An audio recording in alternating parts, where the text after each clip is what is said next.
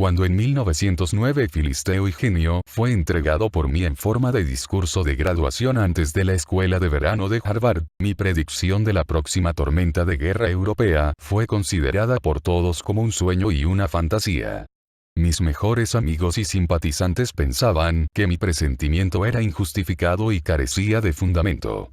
Yo era alarmista, Cassandra, cuando hablé de la próxima catástrofe que sacudiría a Europa hasta sus cimientos. Cuando se publicó Filisteo Higinio en 1911, la prensa estadounidense y europea, que se ocupó de las opiniones avanzadas en este pequeño volumen, ignoró por completo la siguiente advertencia dada por mí. A mediados del siglo XIX, Bucle pronosticó que no habría más guerras entre las naciones civilizadas. En adelante, la paz sería la suprema. El lobo morará con el cordero, y el leopardo se acostará con el niño. Sus crías se acostarán juntas, y el león comerá paja como el buey, las naciones batirán sus espadas en rejas de arado y sus lanzas en anzuelos de poda. Las naciones no levantarán espadas contra las naciones, ni aprenderán la guerra. Nunca más esta profecía fue bastante apresurada. Hemos tenido desde la guerra civil, la guerra franco-prusiana, la guerra hispanoamericana, la guerra Boer, la guerra ruso-japonesa, sin contar las incesantes guerras de exterminio llevadas a cabo por las naciones civilizadas entre varias tribus semicivilizadas y primitivas. Las naciones civilizadas aún no convierten sus espadas en rejas de arado, sino que continúan aumentando la fuerza de su paz armada, y están listas para librar batallas sangrientas en la búsqueda de nuevas tierras y la conquista de nuevos mercados. A pesar de la Conferencia de La Haya, convocada por el zar amante de la paz, ninguna otra edad ha tenido ejércitos permanentes tan grandes, provistos de armas de ejecución tan costosas y eficientes listas para su uso instantáneo. El espectro rojo todavía acecha en el extranjero reclamando a sus víctimas. Nosotros todavía creemos en el bautismo de fuego y la redención por sangre. El dogma de la redención de sangre todavía está en la base de nuestra fe y, consciente o inconscientemente, marcamos ese credo sagrado en las mentes de la generación joven. La actual agitación europea finalmente ha revelado al observador imparcial el terrible estado de Europa como el resultado final de su paz armada. En lugar de darnos cuenta de los peligros de la paz armada o de la preparación, estamos listos para convertirnos en una democracia militar en la que cada hombre sano sea un soldado o un marinero, cada niño sea un explorador y cada mujer una enfermera o una munición. Estamos ansiosos por desperdiciar nuestros recursos en la preparación más que en la educación de los jóvenes. Anhelamos la mejor armada del mundo a un costo de varios miles de millones de dólares. Aspiramos a 1.000.000 de cabezas, 1.000 millones de armadas. Clamamos por el servicio militar universal, obligatorio, en el que nuestros hijos deben ser entrenados para asesinato y matanza por decreto de unos pocos funcionarios y oficiales autocráticos. Imitamos a Europa servilmente, a pesar del hecho de que la política de preparación o de paz armada ha mantenido a Europa en un estado de agitación durante generaciones, llevándola a la guerra más destructiva jamás emprendida por el hombre. La estimación reciente del conde von Roedern, secretario del Tesoro Imperial alemán, pone el costo total de la guerra hasta la fecha, a fines de 1916, para todos los beligerantes, en 59.500 millones de dólares. El Banco Nacional de Mecánica y Metales de la ciudad de Nueva York calcula que se gastarán 75.000 millones de dólares para fines militares directos, si la guerra dura un año más. La magnitud de ese gasto solo puede realizarse si consideramos que la riqueza total de Gran Bretaña e Irlanda es 85.000 millones de dólares, la de Alemania 80.000 millones, la de Francia 50.000 millones, la de Rusia 40.000 millones, la de Austria-Hungría 25.000 millones, y la de Italia 20.000 millones.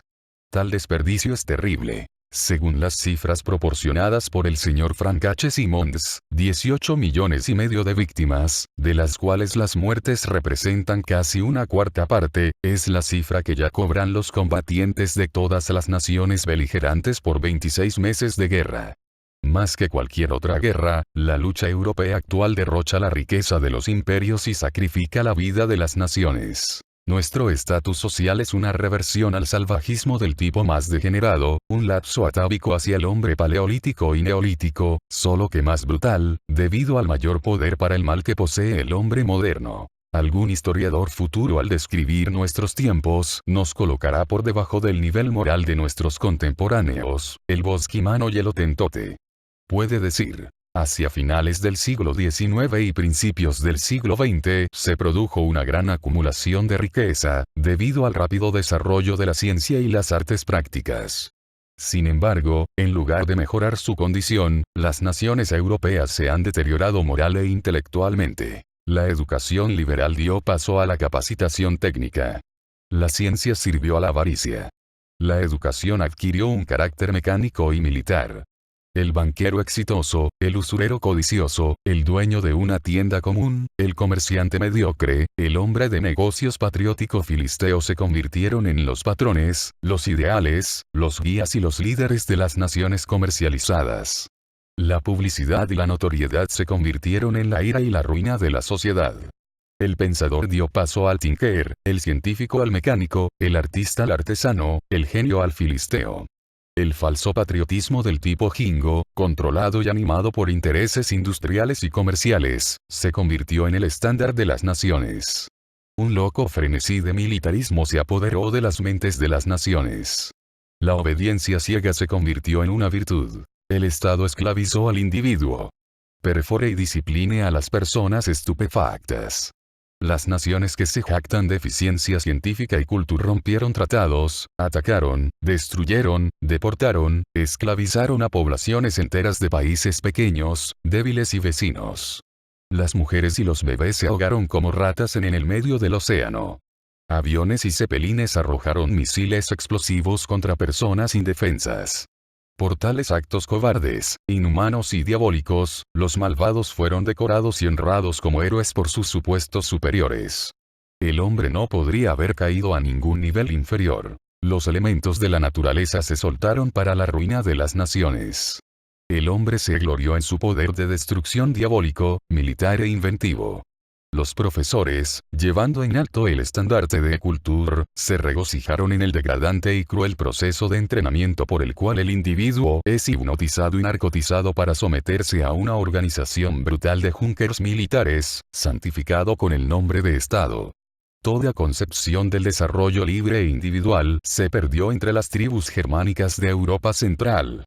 Tal será la estimación justa de nuestros tiempos por un futuro historiador imparcial. De hecho, poseemos grandes reservas de riqueza, pero todavía no hemos aprendido su uso. Como principiantes tontos, usamos nuestra riqueza para la disipación y la ruina. Nuestra codicia y crueldad parecen crecer con nuestras posesiones. La avaricia con su ejército y su armada es como la cría de caballo bíblica que tiene 2 hijas llorando, da. La vida humana, el genio del hombre, no la tenemos en gran estima. Hundimos el valor del hombre en el precio de su producto. Elevamos el valor de las acciones, pero disminuimos el valor del hombre. Nuestra generación joven es entrenada por el miedo en disciplina y obediencia. Suprimimos el genio en el niño, aumentamos la mediocridad y cultivamos al filisteo. La obediencia y la disciplina son el pilar de la familia y la escuela, me dijo un maestro de escuela inteligente. Yo controlo a mis hijos con amabilidad, si es posible, y si es necesario, con fuerza. El niño está entrenado para actuar no a la luz de la razón, sino por el comando de una fuerza superior. El niño está gobernado por el miedo. Como protección contra el miedo, el niño aprende a ser reservado, evasivo de la verdad y cobarde de la acción. Estos rasgos de carácter, adquiridos en la primera infancia, se vuelven básicos. El niño nunca se librará por completo del miedo y sus angustiosas consecuencias. El miedo se quedará con él y perseguirá sus pasos toda su vida. El miedo es uno de los instintos animales más fundamentales, es el compañero del impulso más primitivo de autoconservación. Una vez que se despierta este instinto de miedo, crece como una avalancha en su curso descendente. En mi práctica médica, como especialista en enfermedades nerviosas y mentales, he rastreado una y otra vez las peores formas de enfermedades hasta el instinto de miedo suscitado en la primera infancia. El entrenamiento por miedo, sumisión y obediencia abre la puerta a todo tipo de gérmenes nerviosos y mentales, debilitando la constitución mental y moral del hombre. El hombre se vuelve irracional, caprichoso, impulsado por el impulso de la autoconservación y por las furias del instinto del miedo. El impulso de la autoconservación con su satélite, el instinto del miedo, adquiere un carácter predominante que carece de la resistencia, la franqueza, la apertura mental y la independencia. Una persona criada en la escuela del miedo y la obediencia ciega carece de firmeza de propósito, coraje, independencia, juicio crítico, se vuelve intolerante. Cae presa fácil de las sugerencias de su época y su entorno, sucumbe a la influencia de líderes sin escrúpulos. Tal persona carece de equilibrio mental y moral, está deseando el verdadero coraje de la razón, presente en el hombre y la mujer completamente desarrollados. No puede resistir la presión de la opinión social, ya que no puede mantenerse en su puesto frente a la amenaza de la oposición social. Con energías reducidas y empobrecidas, la persona, en caso de problemas y desgracia, no puede recurrir a sus recursos internos, cae presa de la preocupación, el miedo, la ansiedad y la enfermedad. En otros casos, los poderes intelectuales y morales se ven debilitados por la disciplina rígida y por el curso de la obediencia forzada, la persona cae víctima de todas las formas de tentaciones. Sin ningún principio que lo guíe, sin voluntad de retenerlo, la persona se desvía indefensamente en la corriente de la vida. Atraído por sirenas seductoras, su vida finalmente naufraga en las rocas y arrecifes de vicio, pecado, crimen y enfermedad. Cuando se evita tropezar con el vicio, la enfermedad y el crimen, la persona inevitablemente aterriza en las aburridas orillas del loto paji. Las ideas e ideales son olvidados y abandonados en la rutina de la existencia animal. Esta es la tierra del filisteísmo, una tierra donde todos los intereses humanos, el pensamiento independiente y la acción valiente están a la espera. Los filisteos no son críticos, son inconscientes de defectos, viven en el lodo de la estupidez y la mediocridad autosuficientes. Dejan de crecer mental y moralmente. Sus capacidades intelectuales y morales se paralizan, atrofian. El hombre se convierte en el igual del bruto. Con una educación y formación filisteas, el hombre está en condiciones de convertirse en uno de esos desafortunados y lamentables peones y autómatas europeos que obedecen ciegamente las órdenes de sus superiores. Criado en una escuela de miedo, obediencia y sugestión, el filisteo, como Caín, asesina a su hermano sin objetivo y sin comprender el significado completo de la horrible acción. No es más responsable que la ametralladora que entrena con precisión y apunta a sus supuestos enemigos. Los filisteos son conducidos al campo de batalla como el ganado al matadero. Los filisteos no tienen personalidad, ni individualidad, son engranajes en ruedas, eslabones en cadenas de mecanismos monstruosos. El filisteo, el producto de nuestro hogar y escuela es sugestionable y crédulo, siempre está atento a la autoridad, a un líder a quien debe adorar, por cuyas opiniones y convicciones está listo para jurar, cuyo mandato está listo y orgulloso de seguir. Deseamos nosotros, como padres, criar a nuestros hijos como máquinas sin alma y sin voluntad. Deseamos que estén sin buen juicio, sin convicciones personales. Deseamos que sean guiados como ganado. Ciertamente deseamos que sean de naturaleza fuerte y carácter robusto, capaces de defender sus convicciones, capaces de usar su juicio crítico, capaces de discriminar lo correcto de lo incorrecto, capaces de amar lo bueno y evitar el mal. Los horrores, las atrocidades y las brutalidades europeas, dignificadas por el eslogan estupefaciente e hipnotizante culture, patriotismo, se deben al entrenamiento temprano, por miedo y fuerza, del individuo para someterse a una autoridad superior. Tal entrenamiento pernicioso sacrifica el genio del niño, la originalidad del hombre, a un estado molocha altamente eficiente, pero brutal y sediento de sangre. La guerra europea es una plaga mental que ataca a los agregados sociales gigantes cuando sus unidades constitutivas últimas, los individuos, se ven privados de pensamiento independiente y libertad de decisión y acción, cuando los hombres se dejan llevar por sugerencias hipnóticas de líderes superiores que representan los intereses, no de cada individuo en su mejor momento, sino de castas nobles altas y de clases comerciales.